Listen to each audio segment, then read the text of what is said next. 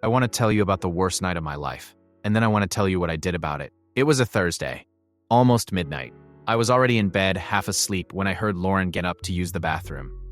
Normal enough. She'd been doing that a lot lately, getting up in the middle of the night, and I'd stopped really noticing it. You get used to things. You stop asking questions about the things that seem small. What wasn't normal was that she didn't come back. 10 minutes went by. 15. I could hear her on the other side of the bathroom door, talking. Low and quiet, the way you talk when you don't want someone to hear you. I lay there in the dark, thinking she was probably on the phone with her sister Jess, who was the only person she really talked to about anything real. They'd always been close like that. Lauren didn't have much of a relationship with the rest of her family. She'd left home the day after high school graduation, packed what she could fit in a bag, drove to Chapel Hill on fumes and a stack of student loans she'd be paying off for years. She never talked much about why. Just that the house she grew up in was full of a kind of tension that never broke, never resolved, just sat there in every room and pressed down on everything. Jess was the one person from that chapter of her life she'd kept, the one who'd always been on her side. So I figured it was Jess. I almost went back to sleep. I didn't go back to sleep.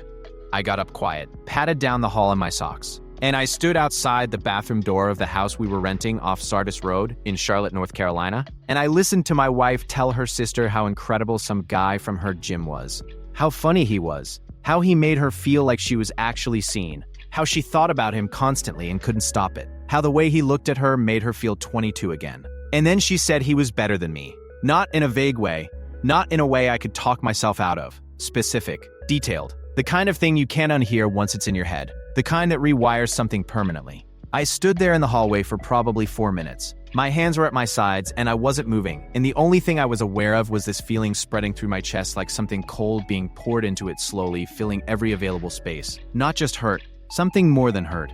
The specific humiliation of finding out that the person who was supposed to be on your side has been somewhere else entirely for God knows how long, and you were the last one to know. You were keeping her plate warm in the oven while she was telling her sister about another man's hands. I walked back to the bedroom, got into bed, stared at the ceiling.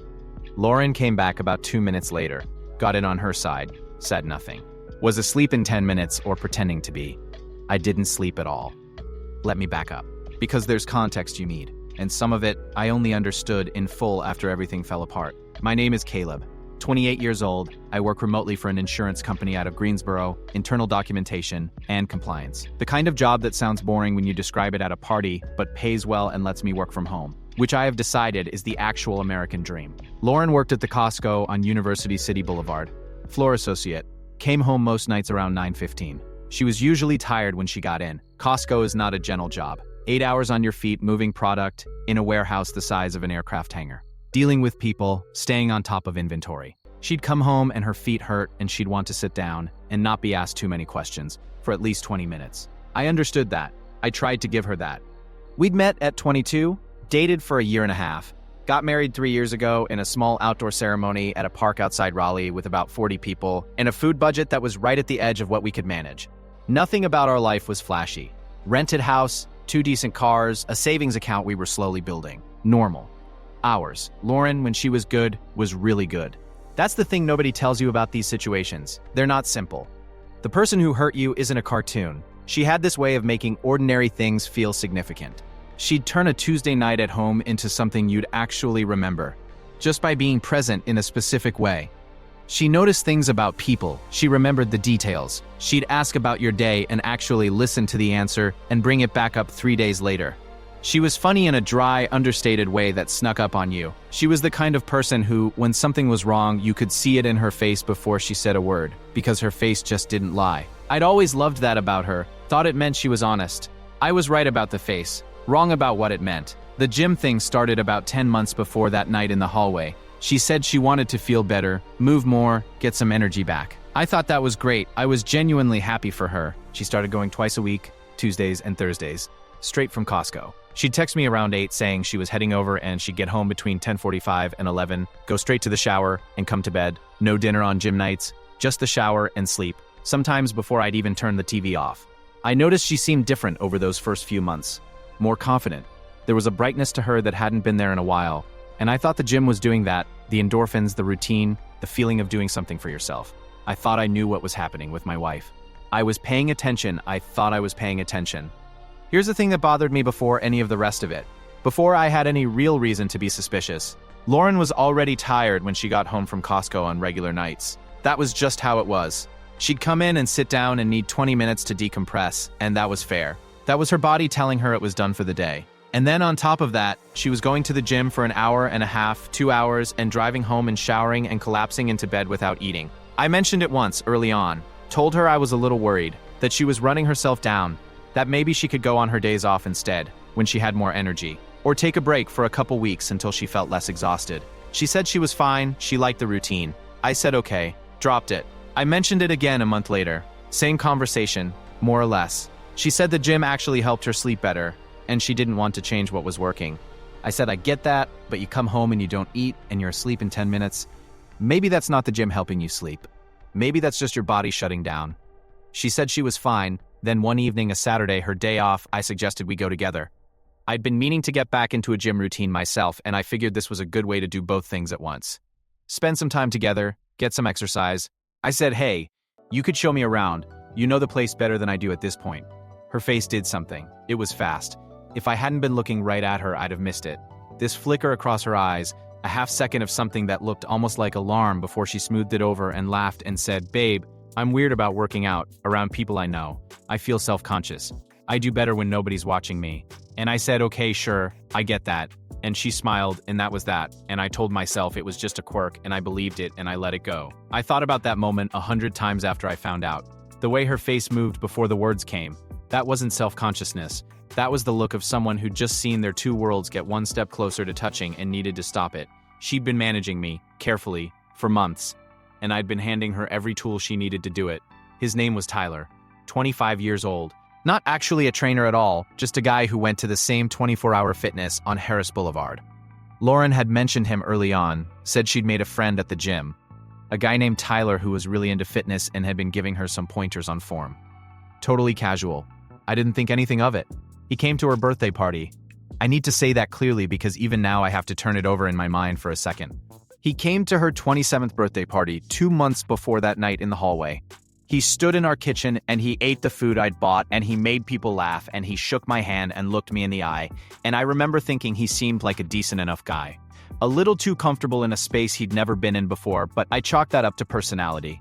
Lauren introduced him to everyone as her trainer. My trainer, Tyler, that's what she said. Like it was a professional relationship, like it had a job title. I shook hands with the man who was sleeping with my wife and told him it was good to meet him. He said, same man. Lauren talks about you a lot. And I smiled and handed him a beer. The morning after the hallway, I got up before Lauren, made coffee, sat at my desk in the second bedroom where I worked, and I didn't open my laptop. I just sat there with the mug in my hands and I thought about what I was going to do. I want to be honest about what that morning felt like, because I think people expect a certain kind of reaction, and what I actually experienced was different. I wasn't numb. I wasn't running on adrenaline. I was just hurt in this very quiet, very deep way. The kind that sits below your ribs and doesn't announce itself loudly, just stays there. I thought about the plate I'd been keeping warm in the oven for her on gym nights. I thought about her birthday party. I thought about the Saturday when I'd suggested we go to the gym together and the way her eyes had moved for half a second before the smile came back. The pity I'd had for myself in that moment lasted about 40 minutes. And then something else came in behind it, colder and more focused. I'm not a confrontational person. I don't blow up. My mom raised me and my little brother mostly alone after our dad left when I was 6, and she was not a woman who wasted energy on drama. She worked, she handled things. She moved forward. That's just how I was built. So I wasn't thinking about making a scene. I wasn't thinking about calling Tyler, or showing up at the gym, or doing any of the things you see in movies. I was thinking about documentation, because I knew what I'd heard through that door. But knowing and proving are two completely different things. And I already had a feeling, sitting at that desk with my cold coffee, that I was going to need proof, real proof. Not just my word about a late-night conversation. I waited, I watched, and I started paying attention to things I'd been too comfortable to notice before. The gym nights were Tuesdays and Thursdays. She'd leave straight from Costco, text me around 8, get home between 10:45 and 11:15. She always went straight to the shower the second she walked in. The Costco was about 12 minutes from our house. The gym on Harris was 8 minutes from the Costco. A normal workout and drive home would put her mileage in a predictable range. I started checking her odometer on gym nights versus regular nights. The numbers were consistently higher on gym nights. Not by a lot. 4, 5, sometimes 6 extra miles beyond what the route should produce. I pulled up the Find My app on my phone. We'd shared locations with each other years ago, back when we first started dating, and neither of us had ever turned it off because neither of us had ever had a reason to care. For the first time in 3 years, I actually looked at it. On a Tuesday night in November, I watched her location icon sit still on a dead-end residential street off Rama Road for 42 minutes. I put the address into Google Maps. There was nothing there. No restaurant, no store, no gym. Just a quiet street that went nowhere. I sat at my kitchen counter staring at that pin for a long time. The next Tuesday, I drove past it. Slow. Her car was there. A gray Hyundai Sonata was parked alongside it, close. The way 2 cars park when they're choosing to be next to each other. I didn't stop. I drove home and sat in my driveway for a while in the dark before going inside. And I felt that thing beneath my ribs again, heavier now, with the weight of being right about something you'd hoped you were wrong about. A few days later, I was in the Costco parking lot. I'd gone to pick up a few things, and I timed it around when she'd be getting off. Not to follow her. I want to be clear about that, just because I was there and I wanted to see. I was in my car when I saw her come out the employee exit with her bag and her jacket. I watched Tyler pull up in the gray Sonata. She didn't look around first. That's the part that hit me hardest. She just walked over and got in. Natural. Easy. The way you get into a car that's come for you 100 times before. No hesitation, no check over her shoulder, just the door opening and closing, and then they were gone. I sat in the parking lot until I couldn't see them anymore. Then I sat there for another 10 minutes. I took a few pictures of the Sonata and the partial plate before they left. Then I drove home and I made dinner, and I ate it and I watched TV, and when Lauren came home at 11 and walked past me toward the bathroom, I said, "There's a plate in the oven if you want it." She said thanks. She wasn't hungry. I said okay. I spent the next 3 weeks organizing everything. Screenshots from the Find My app with the timestamps, the mileage log I'd been keeping, the photos from the Costco lot, a note I'd written to myself the morning after the hallway, right after my coffee while everything was still fresh, laying out everything I'd heard word for word. And I started recording conversations at home. My phone, face down on the counter or coffee table when we talked in the kitchen or living room. North Carolina is a one-party consent state. I'd looked it up the same morning I started the mileage log. I still went to bed next to her every night. Still had coffee in the morning. Still asked how her day was and listened to the answer. Still put the plate in the oven on gym nights. She had no idea anything had changed. I was running on something I couldn't quite name. Not anger exactly. More like the very steady, very cold focus that comes when you know what needs to be done and you're not going to let anything derail you from doing it. I picked a Sunday night in early December. She'd worked that day, come home around 4, and we'd had a quiet afternoon that was almost painful to sit through, eating lunch and watching football and talking about nothing. The ordinary surface of a life I was already in the process of leaving. After dinner, I put my phone on the kitchen counter, screen down, and I sat across from her. I said, "How's Tyler?" The stillness that came over her face in that moment. I've thought about it a lot since. It wasn't the blankness of confusion. It was the stillness of someone whose entire internal system just seized up at once. She said, "What do you mean?" I said, "I mean, how is he? Tyler from your gym." "He's fine, I guess. I haven't really seen him in a while." I put my phone on the table between us, face up, and I showed her the screenshot. Her location icon on the dead-end street off Rama Road. The timestamp, 42 minutes. She looked at it for a long time. I showed her the photos from the Costco parking lot. She didn't try to explain the photos. She looked at them, and I watched something give way in her face, some tension she'd been holding for a very long time. And she put her hand over her mouth, and she started to cry. And here's where I have to be honest about what that was like, because it wasn't satisfying. I want to be clear about that. This was still Lauren. This was still the person I'd driven to the emergency room when she had a kidney stone at 2 in the morning. Still the person whose student loan payments I'd helped make for 2 years without being asked, because they were ours now, and that's just how I thought about it. A different shape of the same thing I'd been carrying for weeks. She said she was sorry. She said it multiple times in different ways, like she was trying to find a version of it that would land right. She said she didn't know how it happened, that it started as just talking, and then it became something else, and she knew the whole time it was wrong, and she tried to stop and she couldn't. I said, "Why couldn't you stop?" She wiped her face. She was quiet for a moment. Then she said, "Because he made me feel like something I hadn't felt in a long time." I asked her what that meant. She said, "Like I was interesting. Like I wasn't just tired all the time. Like there was a version of me that wasn't just the girl who rang up bulk toilet paper for 8 hours and came home wrecked." She stopped, looked at the table. "I know how that sounds," I said. "It sounds like something you could have talked to me about." She said, "I know." I said, "Did you ever think about what this was doing to me?" She said yes. I believed her. I also believed it hadn't been enough. I asked how long. She said 8 months. I asked if the trainer thing was ever real. She shook her head. I sat with that for a second. 8 months. The gym thing had started 10 months ago, which meant it had basically been going on from the beginning. Every gym night, every shower, every plate I'd kept warm in the oven. I asked if she still had feelings for him. She didn't answer right away. That answer was its own answer. I said, okay. I asked her to call Jess. She did, from the bedroom, and I sat at the kitchen table and listened to her crying on the phone, and I stared at the wall, and I let myself feel all of it for probably the only time I allowed myself to do that. The grief of it. Not just the betrayal, but the loss of what I'd thought we were building. The version of the future that had just been erased. I didn't cry. I wanted to.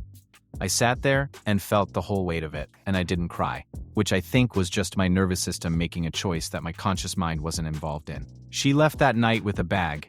I watched her taillights disappear down Sardis Road, and I went back inside and I sat on the couch in the quiet, and I didn't move for a long time. Then I called my mom. She picked up on the third ring. I told her what happened, as simply as I could. She listened without interrupting. When I finished, she said, "Are you okay?" I said I didn't really know yet. She said, "You will be." She said it the way she'd always said things, flat and certain, the way she'd said everything hard to us growing up. Not as comfort exactly, as information. You will be okay. That's just what's going to happen. I don't know why that was the thing that finally broke me a little. Just those 3 words from my mom in my ear while I sat on a couch in a house that wasn't mine anymore. I got through it. I hung up and I sat there for a while longer. And then I went to bed because there was nothing else to do and I had work in the morning. On Monday, I called Sandra Okafor. She was a family law attorney in Uptown Charlotte, sharp and direct.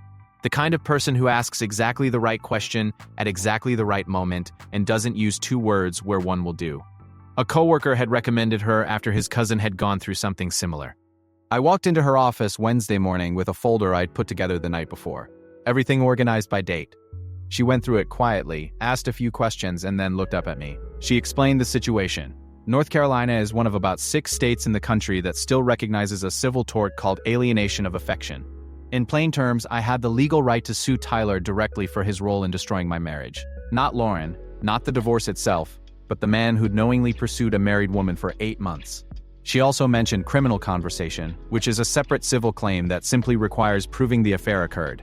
I told her I wasn't looking to go after Lauren. I made more than she did. She still had the student loans, and I didn't want to drag her through anything worse than what was already coming. What I wanted was for everything that was mine to stay mine. And for Tyler to understand that decisions have consequences. Sandra said she could work with that. I moved out of the Sardis Road rental and into a 1-bedroom apartment in South End. Nothing special. Clean, quiet, mine. Lauren moved in with Jess. We communicated through the attorneys after the first month, which was easier on both of us. The suit against Tyler took time. His attorney tried different approaches, argued the marriage had been troubled before he came along, suggested I'd been emotionally unavailable, tried to paint Lauren's unhappiness as something I'd created. Sandra took each argument apart methodically, in the way that I imagine had made a lot of people on the other side of her very unhappy over the years. The recording from that Sunday night kitchen conversation helped significantly. Lauren's own words, describing what her marriage had been like before Tyler, describing her own choices clearly and without ambiguity, were not great for his defense. We settled out of court. $34,000, I'd asked for $50,000. His attorney came back with $34,000, and Sandra told me honestly that pushing further would cost more in time and fees than the difference was worth, and I said okay. I'm not going to tell you the money fixed anything. It didn't. The apartment was quiet in a way the house hadn't been, and some nights that was fine and some nights it sat on you. I called my mom more that year than I had in the 5 years before it.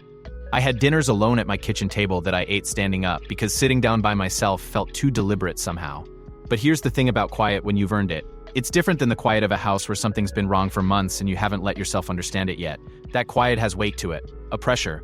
This quiet was just quiet, empty in a way that left room for things. My brother Marcus drove up from Fayetteville in the spring. We went to a Hornets game and ate too much at a sports bar on Trade Street, and stayed out until almost 2, and I drove home with the windows down and the radio up and felt, somewhere around the I-277 interchange, genuinely okay for the first time in a long time. I still work remotely. Still insurance documentation, still my desk in the second bedroom, still coffee at 7 before the laptop opens. I have a plant on the kitchen windowsill that I've somehow kept alive for 4 months, which I'm choosing to take as a sign that I'm doing something right.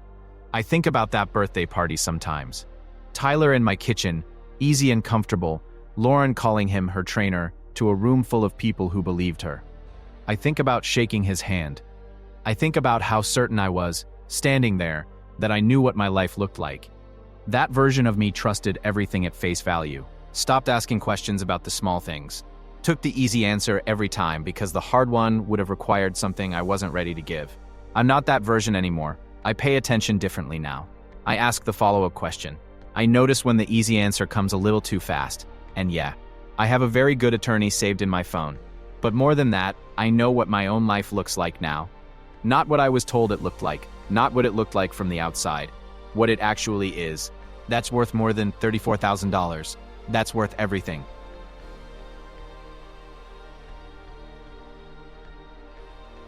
So guys, I'm glad you've listened to this far, and if you enjoyed this story, please support the channel with a like and subscribe.